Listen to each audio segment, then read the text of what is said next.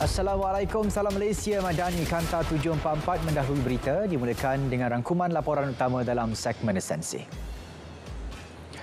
Tirai persidangan mesyuarat ketiga penggal ketiga Parlimen ke-15 dibuka hari ini. Ahli Dewan Rakyat bersidang selama 39 hari hingga 12 Disember nanti. Ketika persidangan mesyuarat kedua penggal ketiga yang lalu, 19 akta mendapat perkenan yang di-Pertuan Agong. Kesemua akta tersebut diluluskan tanpa pindaan di peringkat Dewan Negara, manakala 3 RUU ditangguhkan. Dalam pada itu, sesi soal jawab lisan Dewan Rakyat kali ini membenarkan lebih banyak soalan diajukan pihak penyokong kerajaan backbenchers dalam kedudukan 10 teratas. Menurut Yang di-Pertua Dewan Rakyat, ini bagi meningkatkan jumlah pertanyaan pihak penyokong kerajaan kepada 6 soalan, memandangkan bilangan backbenchers lebih ramai berbanding pembangkang. Kerajaan Persekutuan catat prestasi kewangan lebih baik tahun lalu berbanding 2022. Lonjakan lebihan hasil RM2.028 bilion, manakala penurunan defisit RM8.595 bilion. Laporan Ketua Audit Negara menyatakan nisbah defisit negara kepada KDNK menurun 5.0% pada 2023. Bagaimanapun, kerajaan perlu beri perhatian terhadap trend peningkatan liabiliti persekutuan yang naik kepada RM1.492 trilion. Sementara itu, hampir 4,000 daripada kira-kira 8,000 projek pembangunan di bawah rancangan Malaysia ke-12 sedang dilaksana. 169 daripadanya menghadapi kelewatan jadual atau bermasalah. Ketua Audit Negara mengesyorkan pemantauan lebih rapi dan berterusan serta melaksanakan langkah intervensi segera bagi memastikan siap sepenuhnya menjelang akhir tahun 2025. Rang undang-undang jenayah dalam talian akan digubal bagi bendung kes skema yang semakin membimbangkan. Jelas Menteri di Jabatan Perdana Menteri Undang-Undang dan Reformasi Institusi, pengubalannya dibuat selepas mengambil kira masa depan negara yang menuju ke arah pendigitalan. Perkara itu akan dibahas dan diluluskan setelah pembentangan Belanjawan 2025 selesai Jumaat ini. Kawasan di Jalan Masjid India Kuala Lumpur selamat untuk semua bentuk aktiviti. Mengesahkannya, Menteri di Jabatan Perdana Menteri Wilayah Persekutuan berkata jaminan itu berdasarkan kajian dijalankan pasukan petugas khas dipengerusikan Datuk Bandar Kuala Lumpur. Malah, pandangan kepakaran secara kolektif oleh pelbagai agensi turut dilakukan. Dalam perkembangan lain, selaku pengemudi persidangan ASEAN 2025, Malaysia komited selesaikan isu Laut Cina Selatan. Komitmen dizahirkan menerusi pelbagai libat urus termasuk menjadikan negara penyelaras hubungan dialog ASEAN-China hingga 2027. Rundingan tertumpu kepada draft kod tata cara bagi mengelak konflik dan ketegangan di kawasan tersebut berlarutan.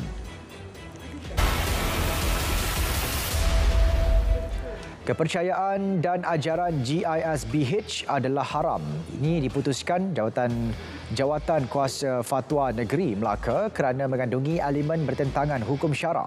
GISBH merupakan kesinambungan kepada gerakan Al-Arkam yang diharamkan 30 tahun lalu. Keputusan itu akan dipersembah kepada Yang di-Pertuan Agong untuk diperkenan. Berkait isu GISBH juga, Jawatan Kuasa Fatwa Negeri Pulau Pinang yang akan bersidang esok tertumpu kepada kepercayaan dan ajaran kumpulan itu. Sebelum ini, 200 anak ahli GISBH diselamatkan dari 4 negeri ditempatkan di Kompleks Mayang Sinar Kasih Nimbong Tebal. Pusat pemulihan akidah itu turut beri bimbingan psikologi. Dalam pada itu, di Mahkamah Session Butterworth, lelaki dipercayai mempunyai kaitan dengan GISBH mengaku tidak bersalah atas tuduhan melakukan amang seksual terhadap kanak-kanak lelaki berumur 13 tahun. Muhammad Mikdam Muhammad Amir membuat pengakuan itu di hadapan Hakim Zulhazmi Abdullah. Tertuduh dibenar diikat jamin RM5,000 dengan seorang penjamin dan sebutan semula kes 14 November. Ini pula mengenai siasatan kes melibatkan Menteri Besar Selangor Incorporated NBI. 2 lagi safe house ditemukan masing-masing di Kuala Lumpur dan Selangor. Mata wang asing dan tempatan keseluruhan bernilai RM321,000 dirampas. Ketua Putrajaya SPRM berkata 4 individu turut ditahan bagi membantu siasatan. Seorang daripadanya mempunyai kaitan dengan pengarah syarikat terbabit dan masih direman hingga esok. 8 pemandu van Thailand yang mempunyai tunggakan saman di negara ini ditahan. Mereka diberkas di Kompleks ICQS Padang Besar dan Wang Kelian. 7 daripada mereka menjelaskan saman hampir RM13,000. Bagaimanapun, seorang lagi ditahan kerana gagal membayar saman RM5,000 termasuk kenderaannya disita. 5 lelaki ditahan dan pelbagai dadah dianggar seberat 21.87 kg dirampas dalam serbuan di sebuah rumah di Chu Chap, Langkap, Teluk Intan. 2 kereta dan sebuah motosikal turut disita. Kesemua mereka direman 7 hari bermula Jumaat lepas untuk siasatan lanjut. Dalam perkembangan lain, guru penolong kanan sekolah rendah di Ipoh ditahan bagi bantu siasatan kes amang seksual terhadap murid perempuan 12 tahun. Dia direman 6 hari selepas ditahan Sabtu lalu. Polis sebelum ini menerima laporan daripada bapa mangsa selepas mangsa diberitahu dipeluk dan dicium suspek. Di Kuantan Pahang, wanita rugi RM244,000 kerana terpedaya sindiket tipu pelaburan dalam talian. Mangsa melakukan 11 kali transaksi kepada 3 akaun bank berbeza. Suspek menawarkan keuntungan lumayan hingga 300% daripada modal yang dilaburkan.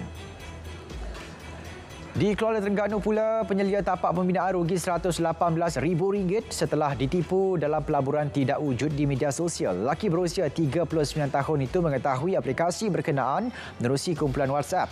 Mangsa membuat 12 transaksi wang, menyedari ditipu selepas gagal mengeluarkan keuntungan.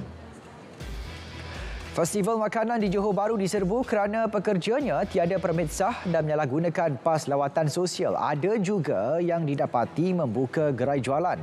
Hasilnya, 35 penjaja warga asing ditahan imigresen, 26 daripadanya merupakan warga Thailand, 9 lagi Indonesia. Gara-gara beroperasi tanpa kelulusan Jabatan Alam Sekitar, premis sekitar semula sistem pembejal plastik didalangi warga Cina didenda RM50,000. Pengurus syarikat mengaku salah mengakukan pencemaran. Premis di Pinang Tunggal, Sungai Petani itu turut mengeluarkan air buangan secara terus tanpa dirawat ke sungai berdekatan. 7 kes seludup kenderaan mewah, minuman keras, besi skrap, e-sisa dan komoditi bernilai RM30.4 juta ditumpaskan kastam di Pelabuhan Klang. Kes tertinggi melibatkan rampasan kira-kira 1,000 tan pelbagai besi skrap bernilai RM13.2 juta. 44 kontena dilapor datang dari negara di benua Amerika. Modus operandi pengimport membuat ikrar palsu untuk mengelak permit import. Ini percubaan seludup beg tangan dari negara jiran. Perbuatan itu dikesan PGA setelah menahan sebuah lori dalam sekatan jalan raya di Cabang 4 Salam, Pasir Mas. 2 lelaki dicekup bersama-sama 590 unit beg tangan pelbagai jenama tiruan dianggar bernilai RM88,000. Kes disiasat di bawah Akta Cap Dagang 2019. Sementara itu, 26 ekor lembu cuba diseludup melalui Sungai Golok gagal. Markas Division Kedua Infanteri Malaysia maklumkan 2 lelaki dikesan membawa masuk haiwan ternakan itu melalui pangkalan haram berhampiran Kampung Nibong Tanah Merah. Bagaimanapun, kedua-dua suspek berjaya meloloskan diri dan kesemua haiwan rampasan bernilai RM130,000 diserah kepada Makis. Beralih ke perkembangan banjir. Di Perak, jumlah penduduk terjejas melonjak kepada 1,398 orang daripada 410 keluarga. 10 PPS masih dibuka di 4 daerah iaitu Kuala Kangsar, Mualim, Hulu Perak dan Kerian. Sementara itu, di Temerloh Pahang, jumlah penduduk terjejas banjir terus meningkat kepada 1,037 orang babitkan 294 keluarga. Menurut info bencana JKM, mereka kini berlindung di 5 PPS. Di Kedah, walaupun 3 PPS ditutup, masih terdapat 18 PPS aktif di 4 daerah di Kedah. 1,850 penduduk daripada 606 keluarga terjejas. Daerah Baling menunjukkan peningkatan jumlah penduduk terjejas seramai 914 orang daripada 324 ditempatkan di 10 PPS. Situasi banjir di 3 daerah di Johor tidak banyak berubah. 207 penduduk daripada 63 keluarga berlindung di 4 PPS di Keluang, Batu Pahat dan Kulai. Keluang merekodkan jumlah penduduk terjejas paling ramai iaitu 108 penghuni yang ditempatkan di PPS SK Seri Kampung Renggam dan SJKC Layang-Layang. Hujan lebat sejak awal pagi tadi menyebabkan 4 PPS diaktifkan di Jasin dan Melaka Tengah. Menurut Sekretariat Jawatankuasa Pengurusan Bencana Negeri, 238 penduduk daripada 79 keluarga terjejas, antaranya dari Kampung Kilang Berapi dan Lubuk Buaya. Pergiat pelaksanaan inisiatif di bawah Pelan Induk Perindustrian Baru 2030 dan permohonan menyertai BRICS antara strategik kerajaan madani mengatasi kesan konflik geopolitik berpanjangan. Sumber bekalan dari rantau ASEAN turut dilakukan bagi kekalkan kestabilan rantaian bekalan. Malah, kelangsungan rantaian bekalan industri tempatan dipastikan bagi menepani krisis ekonomi atau kesihatan global kelak.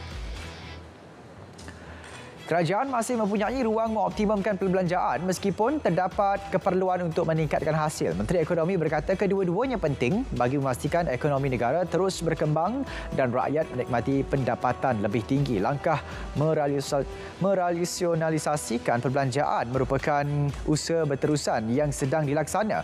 Pengumuman lanjut mengenainya hanya akan diketahui dalam Pembentangan Belanjawan 2025. Pelabur asing meneruskan penjualan ekuiti domestik untuk minggu ketiga berturut-turut pada kadar lebih sederhana berjumlah 45.7 juta ringgit. Menurut MIDF, jualan bersih tertinggi dicatatkan pada Isnin dan Jumaat dengan aliran keluar masing-masing 147.9 juta ringgit dan 216.6 juta ringgit. Bagaimanapun, jualan bersih diimbangi aliran masuk yang dicatatkan dari Selasa hingga Khamis pada julat antara 44.4 juta ringgit hingga 70.2 juta ringgit setiap hari. Ini pula usaha meningkatkan kapasiti dan keupayaan PKS. 5.7 bilion ringgit disalur Kementerian Pembangunan Usahawan dan Koperasi kepada lebih 261,000 usahawan dalam 8 bulan pertama tahun ini. Antaranya program pembangunan kapasiti vendor 2.0 meliputi 30 syarikat vendor dengan peruntukan 3.5 juta ringgit. Expo Halal Antarabangsa Pulau Pinang dijangka perluas produk halal usahawan tempatan. Jelas Timbalan Ketua Menteri 1, jumlah dagangan melebihi 1 juta ringgit disasar dengan kehadiran 20,000 pengunjung. Expo berlangsung pada 5 hingga 8 Disember depan, turut menarik penyertaan 40 usahawan Cina melalui kerjasama Dewan Perniagaan Malaysia Henan.